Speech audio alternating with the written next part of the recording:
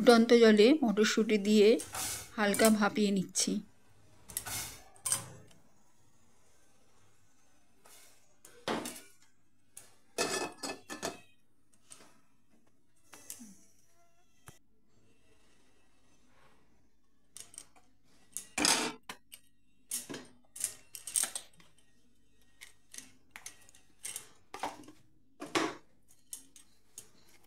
সর্ষের তেলে হলুদ, জিরে,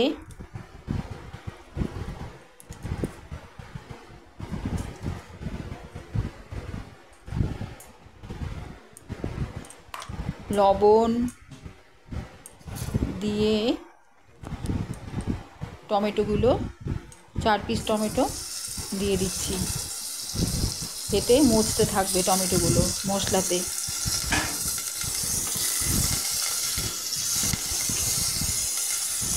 এবার এতে লঙ্কার গুঁড়ো,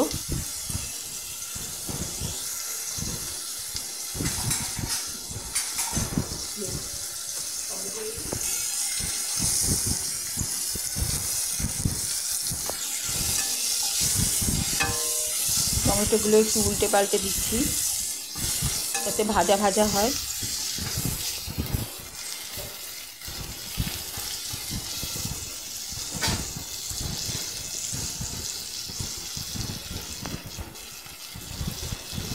এবার দিচ্ছি জিরের গুঁড়ো,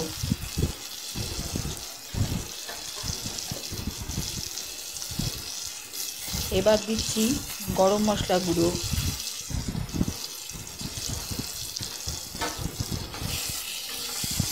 সব দিয়ে নেড়ে নিচ্ছি টমেটোগুলো মশলাতে।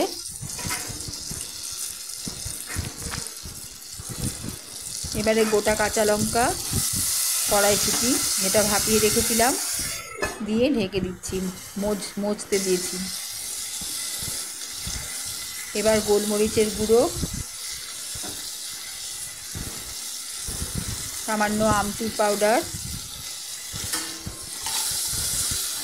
হালকা টক আনার জন্য, কারণ এখানে টমেটোও দিয়েছি আমি, দিয়ে হালকা হাতে নেড়ে নিচ্ছি। এটা একেবারেই লো ফ্লেমে তৈরি হবে। এতে এবার সেদ্ধ করে রাখা আলু আমি ছোটো ছোটো করে কেটে এর মধ্যে মিশিয়ে দিচ্ছি।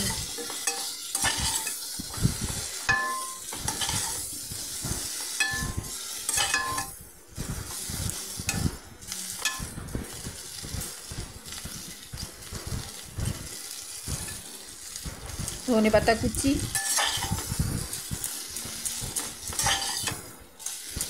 খুবই হালকা হাতে, খুব কম আছে এটা রান্না করছি।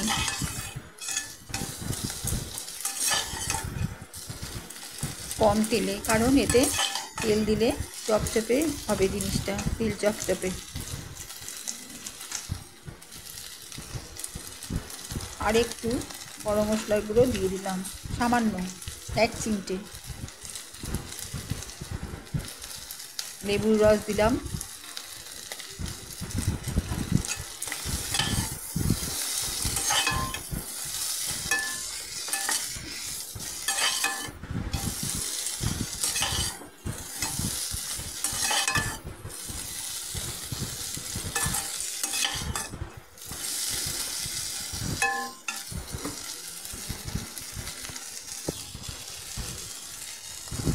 এবার একটু হিংগোলা জল দিলাম।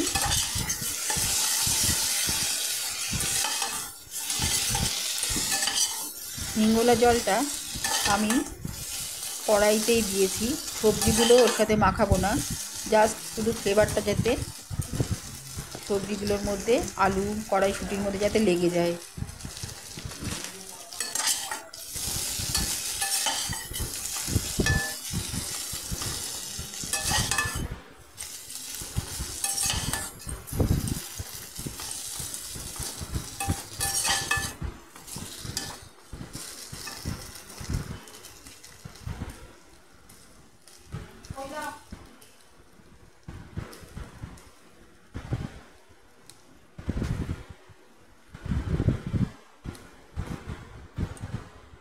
এবারে কটা কাগজি লেবুর পাতা আমি ধুয়ে এর সাথে মিশিয়ে দিলাম এই ফ্লেভারটার জন্য।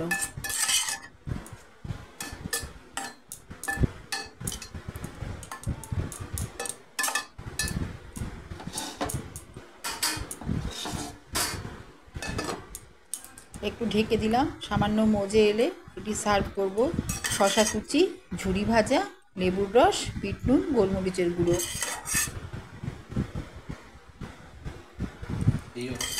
টমেটো সস, যেটা আমি নিজে বানিয়েছি। Tomato sauce